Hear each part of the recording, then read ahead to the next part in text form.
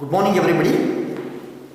I think in your previous class, we have almost completed all the theory portion of your RCC, as well as we have derived some important equations which are required for your RCC design. Okay. So now after completing all the equations, let us go for some of the problems. There are two types of problems in our RCC. One is type 1. Type 1 problem is to determine the moment of resistance of a section. In a sense, here we have to calculate how much load this beam can carry or how much bending moment this can take. Okay, this is the first type of problem. In a sense, to find out the moment of resistance of a given section. Okay, so the first problem I will take up now. So the problem says that determine the moment of resistance of the section shown in the figure. Use M15 concrete and Fe 415 steel. He has given this much data. He has given here one cross section of the beam where the breadth is 150 mm, effective depth is 310 mm, and effective cover is 40 mm. Okay, he has given it in the question paper, and also here he has given 3 bars of 14 mm fiber. 3 bars of 14 mm fiber he has given here now. So for this cross section, he has asked you to find out the moment of resistance or how much bending moment it can carry. Okay, so this is the problem. So now, also another important thing is now he has asked you to use M15 grade of concrete and Fe 415 steel. See now, one wrong data what he has given in this problem is he has asked you to use M15 grade of concrete. But unfortunately, my dear friends, M15 grade of concrete, it is not allowed by IS code. Your IS code strictly says that you have to use any concrete which is greater than M20. Say now M20, M25, M30, something like that. M15 is wrong, but since he has given it in the problem, we shall use this M15 grade of concrete only. So with this understanding, these are the data, whatever he has given in the problem. Let us try to solve this problem. Okay? So now, you know that for M15 grade of concrete, since I am using M15 grade of concrete, well, you know that its characteristic compressive strength FCK is 15 Newton per mm square. Is it right now? Its characteristic compressive strength is 15 Newton per mm square. Okay, and also he has asked you to use Fe 415 steel. So for Fe 415 steel, its yield stress Fy is 415 Newton per mm square. I think these two data can be easily written by these two things now. Am I right now? So FCK is 15, Fy is 415 Newton per mm square. This is the thing now. Okay, now let's go to the next thing.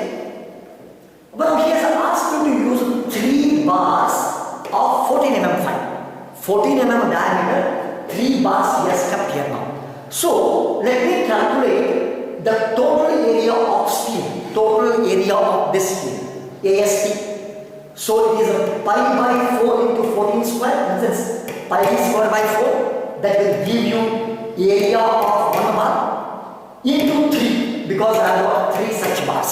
Okay, into 3 into this will give me total area of steel. I think this step is also very easy. For example, so it will give me an answer of 462 mm square area of steel. In a sense, this steel is equivalent to 462 mm square area of steel. Okay, that's one. Next one, if you just recall, we have derived one equation to calculate what we call the neutral axis depth XU, actual neutral axis depth.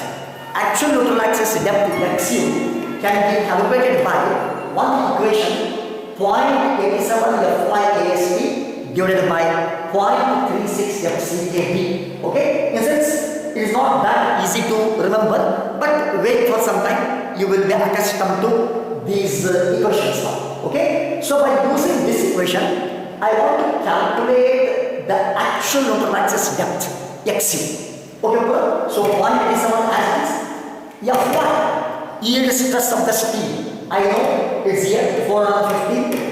AST, area of steel. The area of steel just now we have calculated is 462 divided by 0.36 as it is.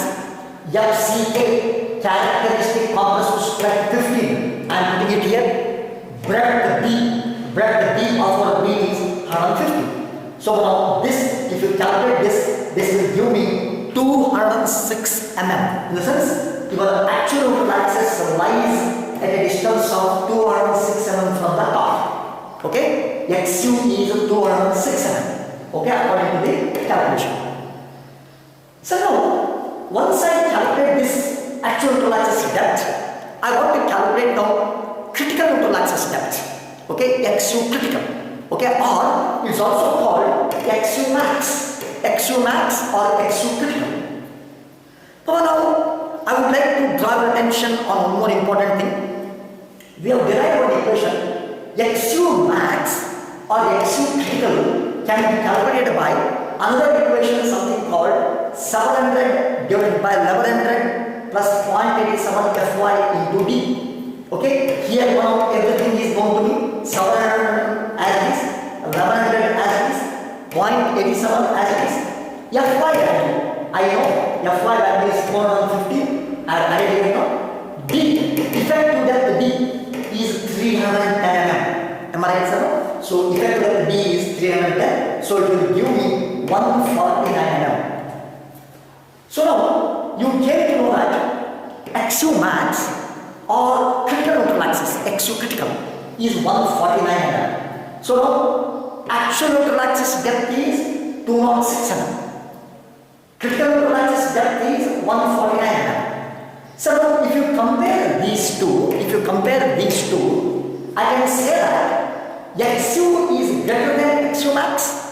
Am I right? This XU is certainly greater than XU max. So now once you know that XU is greater than XU max, you know that it is a over-reinforced section. It is a over-reinforced beam. When the XU is exactly equal to XU critical, is a balanced section. Am I right? When the XU is less than XU critical, is an under-reinforced section. When the XU is greater than XU max or XU critical, is over-reinforced section. This is what we have learned in our previous classes. Am I right? So now, comparing XU and XU max, I came to know that the beam is over-reinforced. The beam is over-reinforced. So my dear friends, here one very important thing will now come. See now, actually speaking, over-reinforced sections are not at all allowed. As I already said you, over-reinforced sections, they never give you any warning before the failure occurs. Am I right now? So over-reinforced sections should not be used. What is that now? Either I have to, in sense your ISO recommends that you have to use always under-reinforced sections or at the maximum balance sections. At the maximum balance section. So now, what he has asked is calculate the demand of the section, moment of resistance of the section. Okay, but now, since it is a over-reinforced section and I am not going to use such over-reinforced section, sir, now what I am going to do is now, I will try to calculate, okay, the moment of resistance of a balanced section. At the maximum I can use balance section. Okay, so now MUR of a balance section, in sense ultimate moment of resistance of a balance section, or I will also call it as MUR limiting. In the sense you cannot cross this MUR.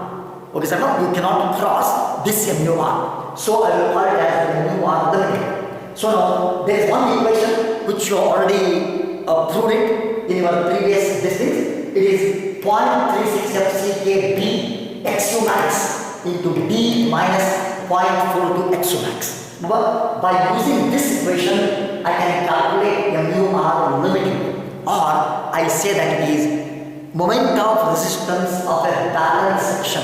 Limiting means balance section is. Okay, so everything is, I know 0.36 is 0.36. FCK value I know it's 50. Breadth is 150. Okay, XU max value just now we have found as now 149.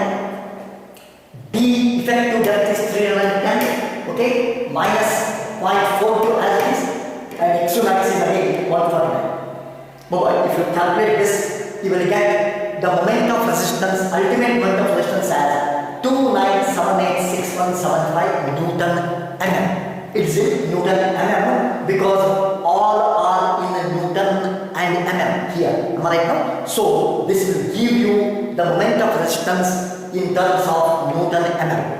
Convert it into kilonewton meter so that you divide it by 1000 into 1000. Okay, if you divide it by 1000 into 1000, it will give me 29.78 kilonewton meter as the ultimate moment of resistance. Okay, so now what is this? What does it mean? What does it mean by saying that the moment of resistance of this beam is 29.78? In the sense, I say that this cross section of the beam can carry a bending moment of 29.78 kilonewton meter. If you put more than this bending moment on the beam, the beam is going to fail. The beam is going to fail. That's why I call it as the ultimate moment of resistance MUR. So I can place on this a maximum bending moment of 29.78 kilonewton meter. That itself we call it as moment of resistance or ultimate moment of resistance. So now in this simple problem you have seen how to determine the moment of resistance of a given section. The section is given to you, all the data is given to you, and by using this data I am calculating the moment of resistance. Okay.